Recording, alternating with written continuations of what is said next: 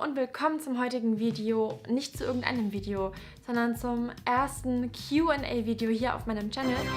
Ich habe schon mal ein Q&A-Video gedreht. Allerdings haben sich die Videodateien dazu entschieden, nicht zu funktionieren, was mehr als ärgerlich war. Ja, blöd. Also mache ich das Ganze nochmal und ich habe außerdem daraus gelernt, dass die ganzen Fragen, ich habe 20 Fragen ausgewählt aus allen Fragen, die mir zugeschickt wurden. Vor allem waren einfach Fragen dabei, die zu umfangreich gewesen wären für ein Q&A-Video. Das heißt, einige eurer Fragen sind quasi zu einer Videoidee geworden und so manchen Fragen wird dann eben ein ganzes Video gewidmet. Aber heute beantworte ich sozusagen die ersten 10 dieser 20 Fragen für euch.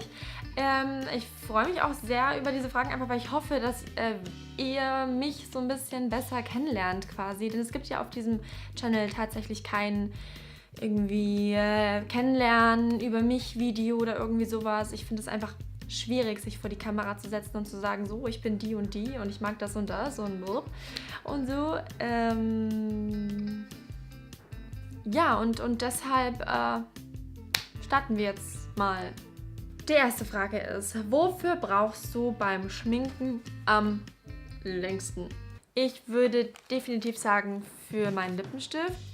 Einfach, weil ich bin einfach ganz perfektionistisch und er muss so symmetrisch und perfekt sein wie möglich und mit diesen ewigen Nachbessern und alles dauert es meistens am längsten, vor allem weil ich ja Lippenstifte benutze, die nicht einfach so ein bisschen wieder wegzuwischen sind. Das sind ja so super lang anhaltende Lippenstifte, die man nur abbekommt mit richtigen Abschminkprodukten, die ein bisschen was auf dem Kasten haben und deswegen der Lippenstift. Was ist deine aktuelle Lieblingsfrisur? Ich glaube, ich werde euch einfach hier mal ein Foto einblenden. Und das ist meine aktuelle Lieblingsfrisur, würde ich sagen. Was wolltest du als Kind werden? Es gab immer 4 Berufe, die ich im Endeffekt reingeschrieben habe in diese Freundebücher, wer die kennt, die man immer so im Kindergarten, in der Grundschule rumgegeben hat an seine Freunde, die dann im Kindergarten auch meistens noch von den Eltern ausgefüllt worden ist. Da war meistens nur der Name so in so ganz krakeliger Schrift vom Kind selber geschrieben, der Rest waren die Eltern. Und da habe ich eigentlich immer reingeschrieben Kindergärtnerin, was ich heute auf keinen Fall machen würde, weil ich bin nicht der größte Kinderfreund. Schauspielerin, was tatsächlich gar nicht so wenig aktuell ist im Endeffekt. Oder ich wollte tatsächlich nach meinem Schulabschluss noch das Abitur machen. Also ich war auf der Realschule, ich habe einen Realschulabschluss, wollte nachher eigentlich Abitur machen und wäre dann tatsächlich gerne auf eine Schauspielschule gegangen. Aber ich habe es nicht gemacht. Und dann habe ich auch aufgeschrieben Sängerin. Ich habe gehört, zum Singen braucht man aber eine Gesangsstimme, also eine gute Gesangsstimme, deswegen nope. Und 4. wollte ich auch immer Reitlehrerin werden.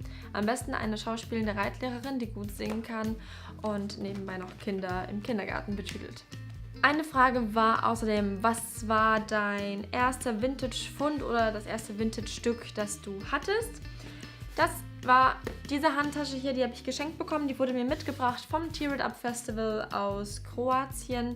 Und das war das allererste Stück, das ich hatte, das Original Vintage ist. Und ja. Süß oder salzig?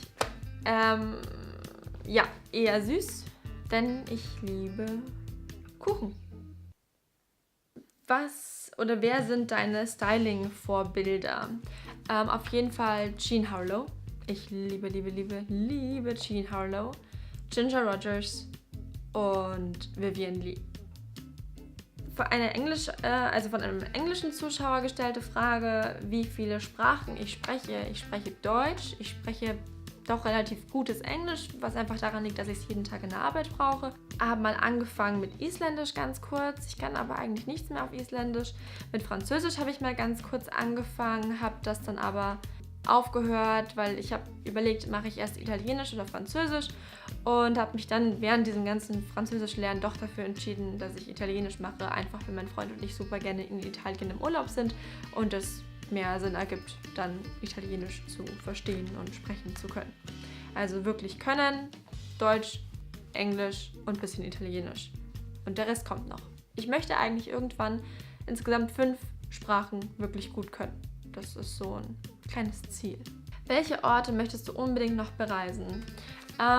Unbedingt noch bereisen. Ich war tatsächlich noch nie in Frankreich oder Paris, was total seltsam ist, weil das ist eigentlich sowas, wo irgendwie jeder schon mal war. Also unbedingt nach Paris. USA steht eigentlich für nächstes Jahr ohnehin auf dem Plan. Da werden wir wahrscheinlich, also wenn alles gut läuft, in New York und Las Vegas besuchen. Ich möchte unbedingt mal nach Kopenhagen, nach Amsterdam, nach Island, nach Irland und Schottland unbedingt noch. Ich war bisher auf dieser wunderschönen Insel, nur in London. St. Petersburg und Moskau möchte ich auch unbedingt irgendwann sehen. Ja, ich glaube, das sind so die aktuellen, wichtigsten Reiseziele eigentlich. Auf welches Make-up-Produkt könntest du nicht verzichten? Beim Vintage-Styling.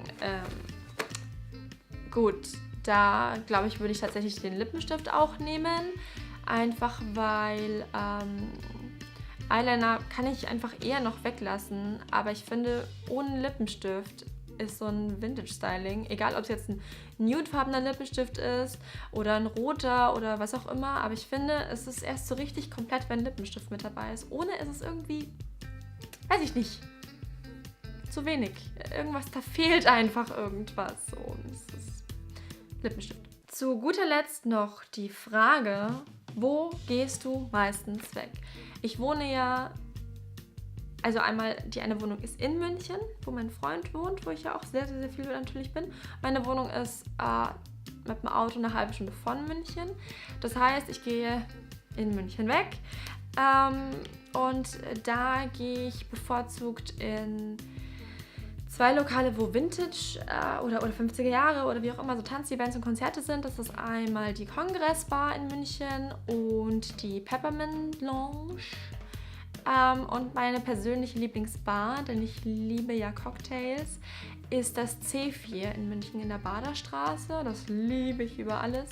Ja, und da in diese Lokalitäten gehe ich am liebsten und am meisten weg. So, das waren auch die ersten 10 Fragen, die ihr gestellt habt und die ich euch hiermit innerhalb von 10 Minuten, sehe ich gerade hier auf meiner Kamera, beantwortet habe.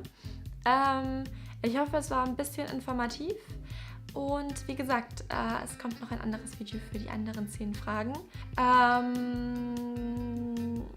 Irgendwann demnächst. Ich bin momentan so ein bisschen im Stress, aber ich gucke, dass ich die bald noch fertig bekomme. Und danke nochmal an alle, die Fragen geschickt haben, denn wie manche von euch schon wissen, es wurde so viel nach Q&As gefragt, aber wenn ich dann gefragt habe nach einer Frage für ein Q&A, dann kam meistens so, habe ich nicht. Und dann war ich so, das ist ungünstig, eher gar nicht mal so praktisch. Und ja, deswegen danke. Wir sehen uns dann zum nächsten Video, hoffe ich. Lasst gerne ein Like und ein Abo da, wenn es euch gefallen hat. Für weitere Fragen oder Anliegen könnt ihr gerne einen Kommentar schreiben. Ja, wenn ihr neu hier wart, lasst gerne ein Abo da, auf jeden Fall. Und dann sehen wir uns jeden Sonntag und Mittwoch ab sofort zu einem neuen Video. Bis bald. Tschüss.